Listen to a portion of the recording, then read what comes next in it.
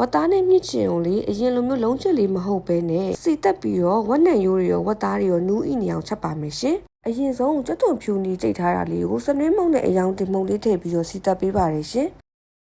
ကျွတ်သွန်စိမ့်နှံလေးတွေပျောက်ပြီးတော့အနံလေးလည်းမွေးလာပြီဆိုရင်တော့ငန်းပြိုင်လေးပါတစ်ခါတည်းထည့်ပြီးတော့မှုပေးပါတယ်ရှင်ပြီးရင်တော့အရသာနယ်ထားတဲ့ဝက်နံရုံနဲ့ဝတ်သားလေးတွေကိုထည့်ပြီးတော့လုံးပေးပါမယ်ရှင်ဒီနေရာမှာလေးရေလုံးဝမထည့်ပဲနဲ့ဝတ်သားရဲ့အညီနံလေးတွေပြအောင်လို့ဝတ်သားပေါ်ရန်ကြောတင်းတဲ့အထိလုံးပေးပါမယ်ရှင်ဒီလိုမျိုးခက်ကြကြလေးလုံးပေးတာလေးဝက်နံရိုးရဲ့အညီဓာတ်ကိုလည်းတတစေပါတယ်ရှင်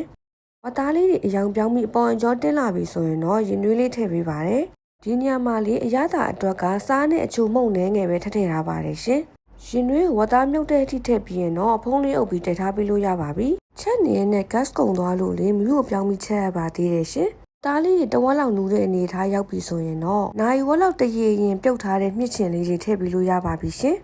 ကျမကတော့လေမြစ်ချင်စက်တိုင်းနိုင်ဝက်လောက်တရေရင်ပြုတ်ပြီးမှအမြဲချက်လေးရှိပါတယ်ရှင်မြစ်ချင်တဲ့ဝက်သားလေးတွေတမအောင်မှွေပြီးသွားပြီဆိုရင်တော့ရင်နွေးလေးနည်းနည်းထပ်လိုက်ပြီးတော့တည်ပေးပါမယ်ရှင်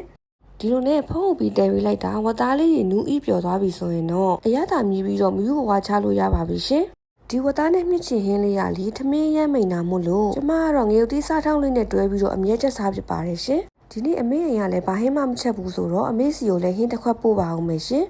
နောက်မှပြန်တွေ့ကြမယ်ဘိုင်